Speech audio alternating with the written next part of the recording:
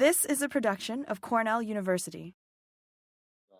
As always, Frank Rossi is going to give us a little overview here at the start. And then we got Rich Buckley, the Rutgers Plant Diagnostic Lab. And many of you guys may know Rich from either sending turf samples, ornamental samples. You may have sent some samples to him in the past. So really excited to have Rich here talking about some golf turf today.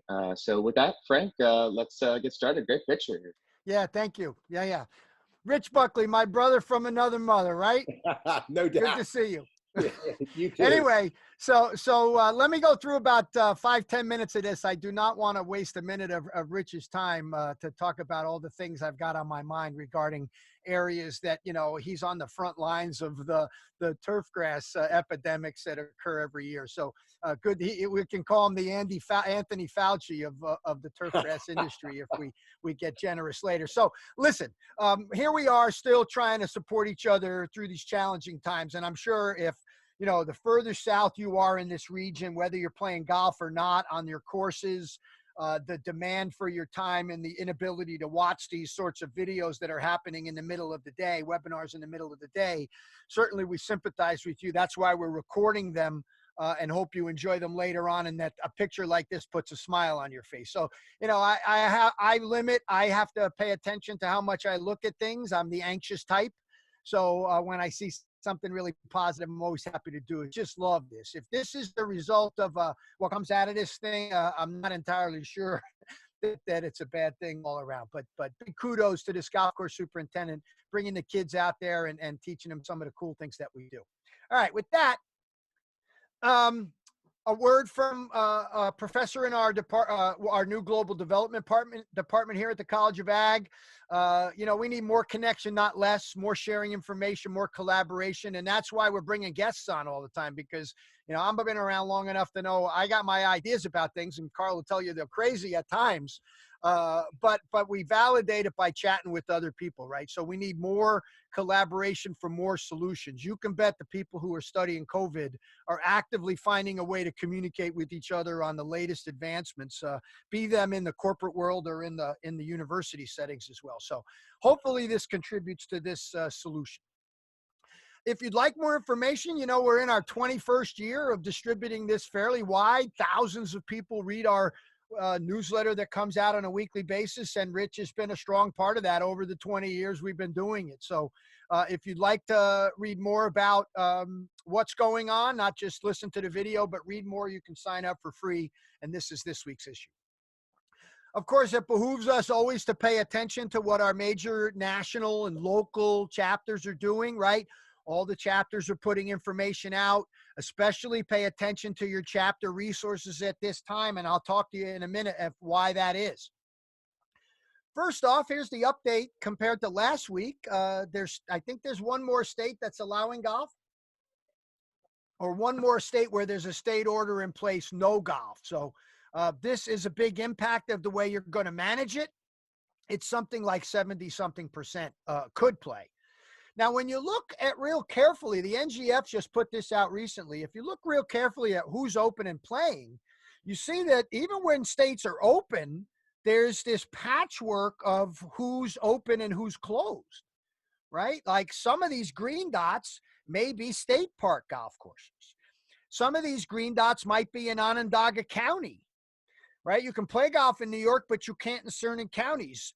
So I think this is where the confusion's coming in, and I'm hoping this is a place where the local chapters, the brand new GCSANY, the Met superintendents, the Long Island, New England guys, New Jersey guys, Pennsylvania, you all have to be paying attention to what the local things are saying as well about play. Now, thanks to Carl for snapping this picture of a family at the Robert Trent Jones golf course in desperate need of a bunker renovation, you can see. But people flying a kite right in front of the 6th green, right?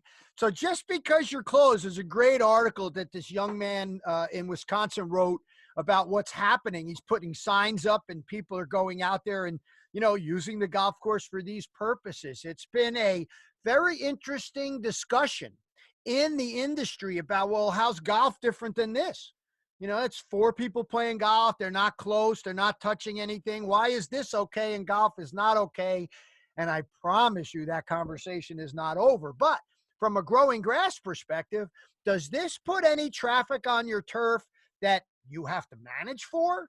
Do you have to put up additional signage? If you're spraying pesticides or you're trying to work and there's 50 kites being flown on your golf course, where are the rules and regulations? Again, because that could ultimately govern the way you manage.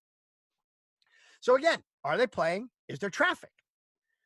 The GCSAA at its pandemic resource site has listed 2 minimum maintenance plans, one for when you're closed and one for when you're open.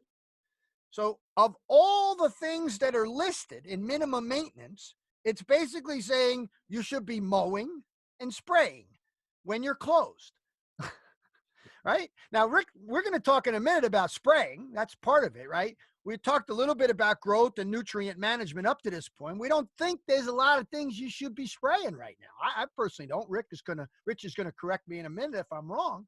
But the reality is, looks like what we're doing is mowing. What I think is fascinating here, if you're closed, they're basically saying mow 2 to 3 times per week of your greens. This is very interesting to see this, because I agree with some of these things. 1 to 2 times a week on tees, 1 to 2 times on fairways, 1 time per week based on weather, collars, approaches, driving range, tee banks, basically once a week. Almost everything but greens are once a week. And sometimes they're saying 2 times per week. Now, if you're open for play, they're still saying greens at 2 to 3 times per week. So if you're a golf course superintendent, you're listening to this, or you're watching this, and you're mowing 5 and 6 times a week because you got play out there, that's not considered minimum maintenance. Our National Association is basically saying we can back off on some of these things. What do we have to provide these conditions for?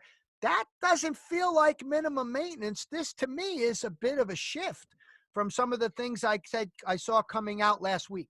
Obviously, safety's at the top.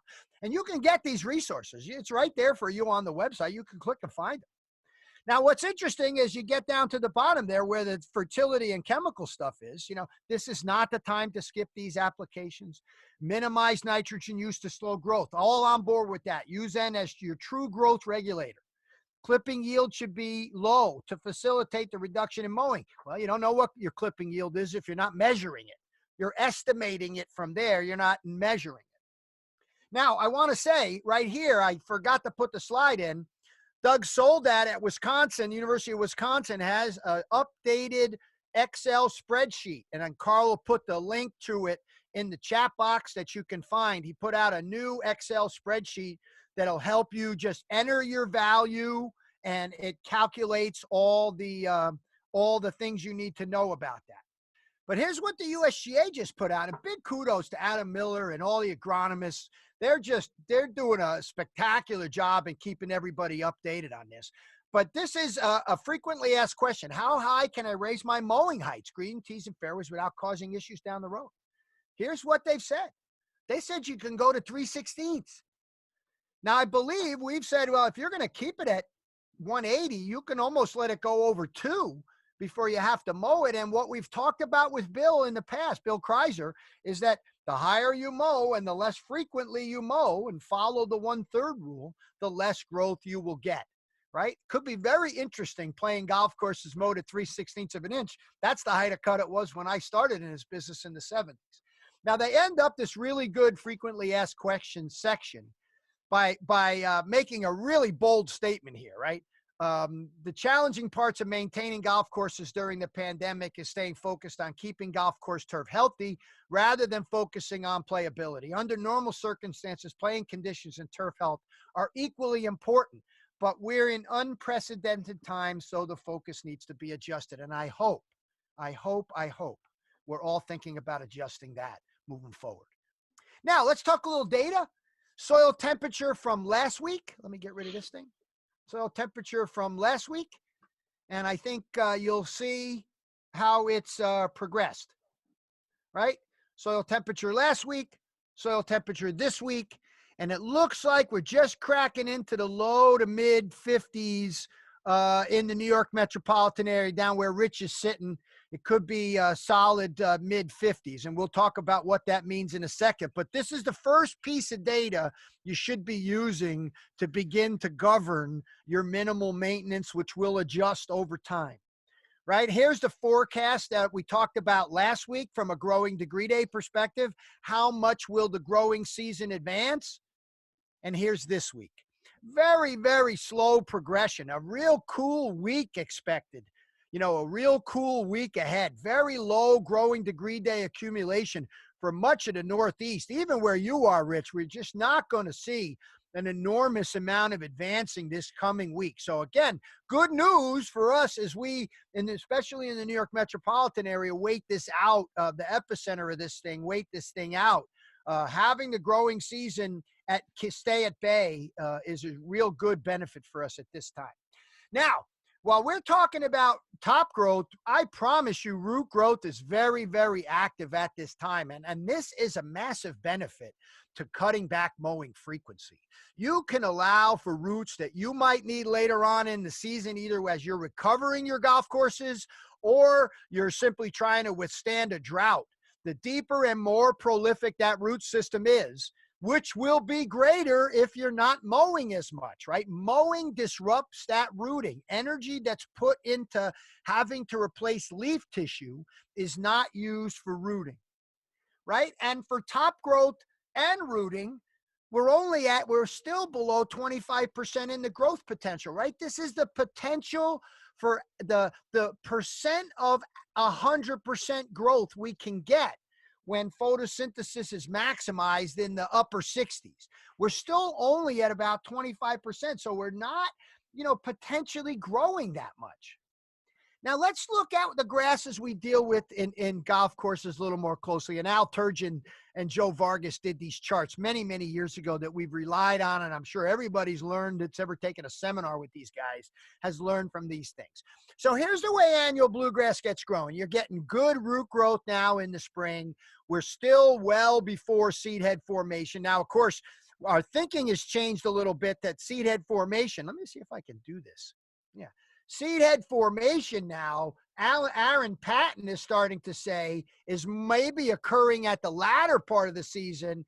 And that's where something like proxy applied at that time may be more beneficial because that's when the seed head is actually forming. But if you're looking at what's happening, here's where we are right now. Annual bluegrass is rooting really good. And some of you are probably getting some good active top growth. Now, creeping bentgrass is historically, just a dog at this time. It just sits there. It just sits there. And one of the first things we do, especially with those that have bentgrass, is that take-all patch application, right, that we'll talk to Rich about in a minute. But a lot of it is the early signs of root growth there. Those roots are getting going quite a bit earlier. This is almost like a warm season grass. So if you look at them overlaid, right? Let me just ask a simple question. If you want to grow bentgrass and annual bluegrass, what the hell are we spraying annual bluegrass at this time of year for? Maybe this is an opportunity to reduce and see a shift. If we really want more bentgrass, if we really think bentgrass is the long-term solution to a lot of our problems, and we've got this situation right now, and so much of it's dependent on whether you're playing, how much money you got, how big the crew, all these factors. I'm just saying, ecologically, you have a time now where if you hold things from annual bluegrass, you potentially limit its competitive advantage. And if you don't need annual bluegrass on your golf course, or you're trying to shift to bentgrass because you don't get a lot of traffic and you think it can help you drive the maintenance down, I see that as a unique opportunity to do it. Now, with regard to that, and of course, the work at Rutgers showed this. Katie Deal's work with annual bluegrass weevil. You want to take out your annual bluegrass, you can use the weevil to do it. Here's a couple of tweets from two of our leading, friends on the entomology side, Ben McGraw and Steve McDonald, indicating we're still plenty of time. We're holding pattern. We want to get maximum emergence. Right? You're going to get one shot at this. You can't make 5 insecticide applications this year, folks. I don't think we're going to get the choice. And if we're limited, we got to use data to get this right. There's no substitute for going out and looking for yourself. Pitfall tracks, vacuums. We've talked about this with Kyle in the past. Let me report them doing that. Now, as we transition in my conversation with Rich, these are the things that are on my mind, Rich. Anthracnose, microdochium, pythium root rot. I think we've got a little bit of time until root pathogens. But Rich, this is really the issue now. This was one of those great sample pictures you took, right? Where you've got these soil physical problems, those kinds of things we laugh about sometimes, you can't spray your way out of, right? If you got this kind of a situation, that picture that we showed there, you just can't spray your way out of it. So, as we transition, I'd like to continue the conversation. Maybe we can take the questions at the end, Carl, unless you think there's a real important question we want to get to right now, or we can start the conversation. What do you want to do? So Craig did have a question, and it's about nitrogen. So he's still got play on his golf course. He said he's getting up near 300 rounds on the weekend days. And so we were talking about minimum N and, using that to govern your growth. Well, that sort of traffic is, minimum N, you're really looking at a growth rate. So what do you think about in that situation? You're probably going to need a little bit more N to recuperate from traffic stress. Oh, God, yeah. Oh, God, yeah. He's going to need as much. 300 rounds, even if we were under normal conditions, would require unique increases in nitrogens. But here's what here's what I'd say. Here's what I'd say to you, Craig. And again, all of this assumes so many things, but let's assume you can get the rig, throw some N in it and go out, or you can get a spreader and put on a chunk of N to get you through, right? If you don't have the labor and resources, this is a time maybe to consider going back to a granular source of N. You can put on a greater amount.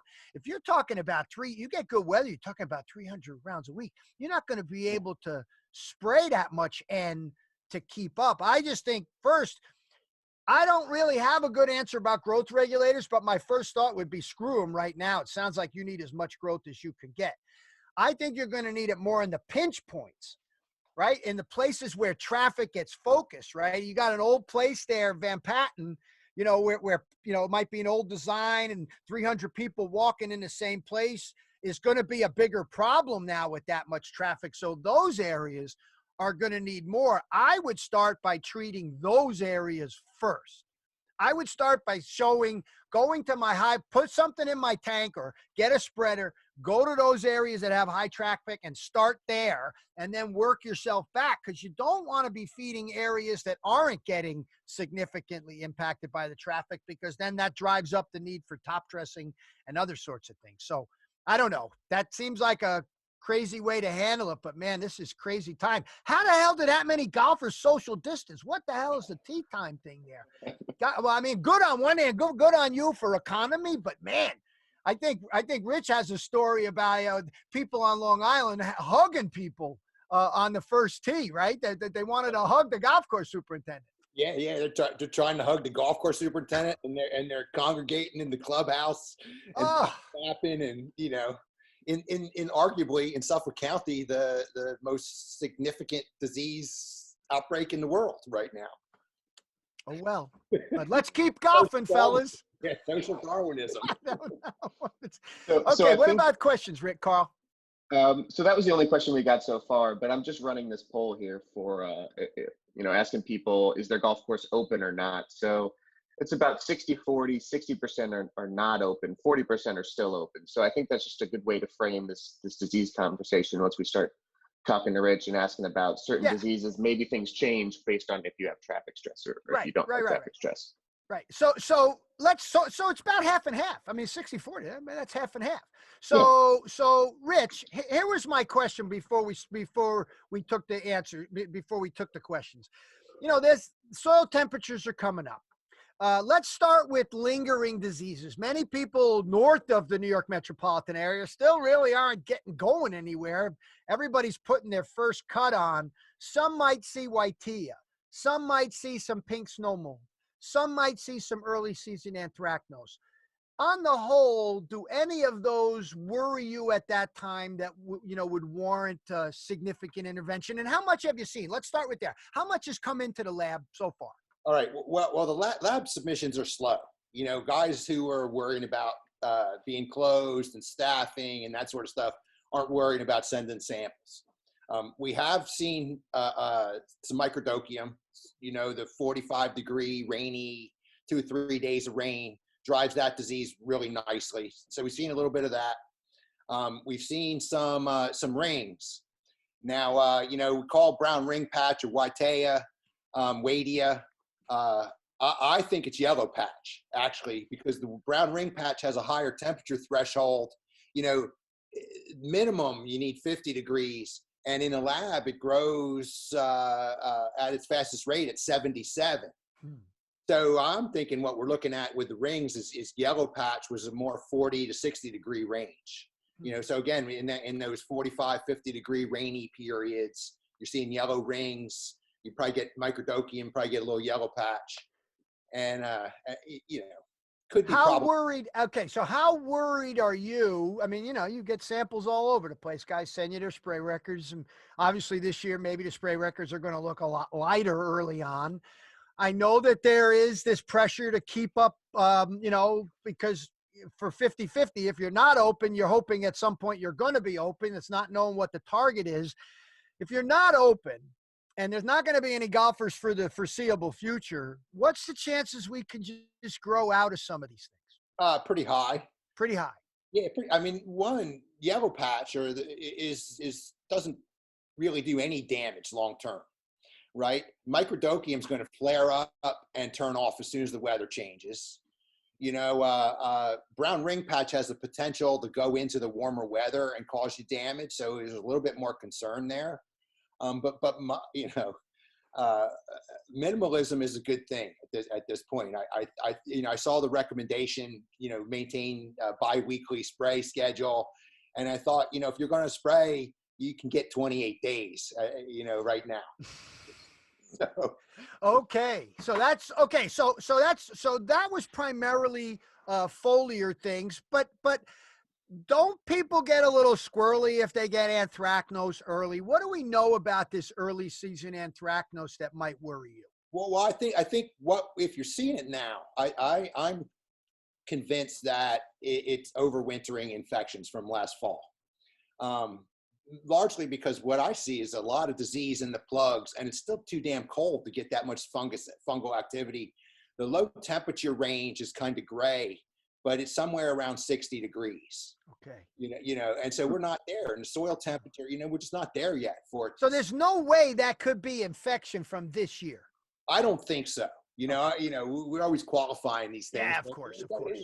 Somebody needs to get a master's degree and give us some epidemiology on that fungus. Well, okay. Some of this is academic. Okay, I got anthracnose. Now, I don't care when it happened. Is it going to be a problem in June and July? Because, I can't lose my greens at that time. Yes. Yeah, it's going to be. And Hempfling has some data from his research that the earlier they saw it in the plots, the more damaging it was later in the season, right? So if you already have disease, you're going to get into June, and even with best management practices, you're still going to have more, So I might be trying to mitigate now. Now, that being said, how much bent grass do you have on your green? Maybe just let the pole go and you seed some bent grass in there. If you're 100% bent or 100% POA, then we need to probably try to grow out of it and work toward that. And how much of your thinking changes, having said that, if you're closed and there's no traffic? Right? I mean, if you now have 2 months of essentially nothing but maintenance traffic, you're going to get first to see the impact of traffic. But how much does the lack of traffic for maybe a couple of months impact how much anthracnose will occur if that stress isn't there? You did say, even if you follow the BMPs, which is higher N and, those sorts of things, that you'll still get more. That's what Hempfling showed. But how much does not having traffic play into that? I think it's huge. If you one of the recommendations in the BMPs is just bring your mowing height up to 125, and you were just mentioning 187. so if you Murphy's head just exploded. Right, if you can get to 150 or something, and top dress and fertilize, I mean, you can have a wicked good stand of POA by the midsummer. That's what I think anyway. Okay. All right. So now the other part of the disease discussion is soil temperatures look ripe, right? 55, 65 degrees, take all patch, summer patch, fairy ring. That's the mantra of the drenches we do in the spring. There could be an argument, as we've talked about with Bill Kreiser here before, that DMIs at this time may actually help you with regulation. Again, if you're not open, maximizing regulation, minimizing growth might be an advantage. What about soil temperature sprays? Okay, yeah, well, that's good. We need we need data-driven decisions, right? So we're Right. measuring soil temperature, and here's the thing: you don't have to spray for something you don't have a historical problem with. If you don't have Well, fairy, how do I know? I just sprayed all the Rich. I don't know if I got a historical problem because I've been spraying for 20 years the same thing. yeah, but still, everybody still gets diseases no matter how much they spray because we put some pressure from an agronomic standpoint on the grass. Okay, back to my point. How much do I got to worry about a patch disease if I'm not putting that stress on it, agronomic stress on it? I think you have to worry a lot less. And if you get a breakthrough, the impact is going to be less. So again, all of us start, disease management starts with solid agronomy. Right. So if you can remove that stress and manage from an agronomic standpoint, the disease pressure is going to be less all around. And if you have POA and you have summer patch, your fungicide is going to work really well this year because you're mowing at 150, not 110. Right. So it's not that. So what we're saying, the nuance of this conversation for the people where we're not playing, is that there's other things to factor, even if you've always done this, because a significant part of the puzzle has been taken out. The traffic stress that you'd normally be playing catch up, you're not having that. So that should be a bigger factor in your decision. Now, on the other side, if you're getting play like the guy's getting, low end and minimal end raises the risk for anthracnose. So let's talk about across the board. If we're telling people to slow growth, and you're playing, I don't think we're telling people to slow growth if they're getting 300 rounds of golf, right, Rich? No, hell no, man. If you got play like that, man, game on, go. And my friend in Long Island, I've been telling her, you're coming out of she's got anthracnose coming out of the winter. I mean, you got nitrogen you need to get down. You need to top dress. She's fortunate because she can mow at 156. Right. But it's game on for her. So it's if that's your situation, this is the normal year. Does low N worry you even when there's not play? Let's say we're really working between regulations and low N.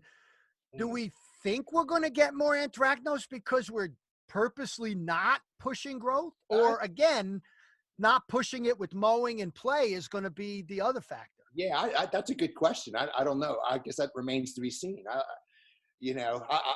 If you're slow in growth and you're growth regulating heavy to slow growth, I remember Dave Otis saying primos are licensed to fertilize. Right. You got POA and it's regulated, and maybe you want to jam a little bit more nitrogen in there. And these are the tricky things, right? So this is what everybody should be thinking about, right? Okay, if I got a history of anthracnose, right, especially on Poannu, in our neck of the woods, we're talking about Poannu. You don't see a lot of anthracnose on bentgrass, do you? No, we do, but it's not. The impact is nowhere near. That's right. So we're talking about annual bluegrass, and we're basically saying once we get going and this thing wants to take off, if it's a significant part of your stand and you can't afford to lose it, there's this game you're going to play. But I guess what everybody knows me a long time. The first thing I'm thinking is, why the hell are we running to clear out the chemical room to get out there and spray when there's all these other factors that could mitigate whether we need to do it or not, Rich? And I brought you on to tell me I'm either crazy and these people are going to destroy their asset. They can't listen to me because I'm a wild card, and they're hearing major pathologists across the country. I'm not a pathologist, telling them, yeah, you better get it. You better get it. You better get it down. You better get it down. And I'm just wondering, have we just gotten so used to this we can't stop ourselves, or is there other factors we could be considering? Well, again, you have a high value asset and you want to sleep at night, you know, you can spray it, you know, and it's still it's a low mow, you know, it's not landscape turf. If you guys are landscapers, I try to tell them guys. Yeah, we're talking the golf course superintendent. Yeah, never spray a fungicide at 3 inches of tall fescue. You never have to, right? But here, maybe you do. But I don't think you have to go into, you know, I've seen advertisements from manufacturers where, you know, you mix these 3 materials and you drench them in for total season control. And I don't think you have to do that. You know, I think moderation is good. You know, you could probably get 21 to 28 days, you know, pick a reasonable combination of DMI and maybe a Strobe and you're good, you know. And how much are we talking? Listen, again, we're going through this with our golf course superintendent at Cornell. I'm sure everybody's having this conversation, but you know, the higher end you get, the more you can expand. But almost everything we're talking about is for greens, Rich. Yes. Once we start talking about fairways and tees, how does that change your thinking? Do you think we need to be spraying these expansive areas for even the big? What's risky out there I got to worry about? No, I'm not worried about gray leaf spot right now. So what am I worried about? No gray leaf spot. And, you know, we're still off a dollar spot for maybe 5-6 weeks. You know, in New Jersey, it's mid-May. So you don't have to worry about dollar spot. You know, a little bit of snow mold maybe flaring up, but it's going to be short-lived. Not, you know, it just gives you an opportunity to see a little bit, you know. Right. You get some more bent grass or, you know, if you're ryegrass, just, you know, seed. Yeah. And I feel the same way about annual bluegrass weevils. I've been trying. I don't. You know, let them eat the grass you don't want. You know, and seed. And Katie's work just showed that that's a viable strategy. Yeah, it is, and I know guys with a lot of bent grass in their fairways that absolutely do it, and it works. All right, Carl, how are we doing on questions? Just one, and I think Rich, you touched on it a little bit. Brian was asking about you know, nitrogen leaching out over the winter, and he sees early season anthracnose. Would you change any nitrogen recommendations there based on that early season pattern of anthracnose and potentially nitrogen leaching out? Well, you know, nitrogen rates, I guess, play a role, and timing. You know, but again, just if you're spraying it to, you know, in our research plots, at the end of the season, when they try to recover the plots from the anthracnose, they just go out and spray like 3/10 every 2 weeks and grow the grass out of it. Right. So maybe that's what you need to do now. Just a little bit more, grow the grass out of it. You're regulating it so you don't get the top growth so much, and that's all you need to do. And before we go, I just want to let me do this one more time, Carl. I just want to make sure we have some sense of this. I mean, you know, and again, there's lots of ways to look at growth, but fundamentally, we're not growing a lot now. I think the only way you're going to get some increased growth is to get that soil warmer and really drive more nitrogen that's going to get into that plant. But if we stay wet and cool, which is expected, I don't really see ways that we're going to be able to push a lot of growth, even with tons of N. That's one of the problems we have with spring sports. When we talk to our sports guys on you know, tomorrow, that's a big issue. They're not getting any play right now. But again, everything gets modified if you have traffic. There's only so much you can push things. In fact, you're better off warming it with pigments right now, drawing heat to it to sort of get it going, get that soil temperature. Ultimately, soil temperature is going to determine that recuperative ability. When they spray those plots with 3/10 of N, I'm sure the soil's 75 degrees at that time, Rich. Those plants are ready to grow, brother. Yeah, they grow right out of it. Clean. It looks like there was no problems. And if you don't spray for dollar spot, how much I saw Paul Koch's thing at the University of Wisconsin website. They got a really nice COVID website, Carl, we should direct people to. It's got Doug's Excel sheet on. And Paul Koch said, don't worry about dollar spot. When you get back, you can fertilize, it'll grow. Yeah. But Rich, you know, you want to sleep at night. You got to protect the asset. I'm not promoting this as, oh, Rossi says you just let the place go. No. When you've got to balance the safety and welfare of a population, especially in New York City and the metropolitan area, I'm going to go to what the USGA said. These are unprecedented times. You've got to do things differently than you've done them. And what we're trying to do in our little half an hour with you is get somebody smart with me so that I don't say crazy things that people don't. and then hopefully, you go back and process it. What's that, Rich? That's an optimistic comment. So anyway, Carl, we got other questions or we're good to go? Half hour's perfect timing. The quickest Yeah, 30 half minutes hour. in turf. No other questions. So I think we'll wrap it at that. Rich, thanks again for hopping on and having a good chat. I know we do this a lot, over phone calls. So Talk to and you tomorrow obviously, morning. Frank, that's right. Thanks for And I having finally get to see all the memorabilia from the Dead concerts. How cool is that? We got to do a little room tour with Rich Buckley, reminiscing. How many shows total? With Garcia, over 200. Oh, how many since? A bunch. I haven't counted, but I had tickets to 6 coming up. So, That's good for you. All right. Thanks very much, Rich. Talk to you tomorrow. Everybody, great meeting, Carl. Thanks a lot. All right. Thanks, everybody. Hey, guys. This has been a production of Cornell University, on the web at cornell.edu.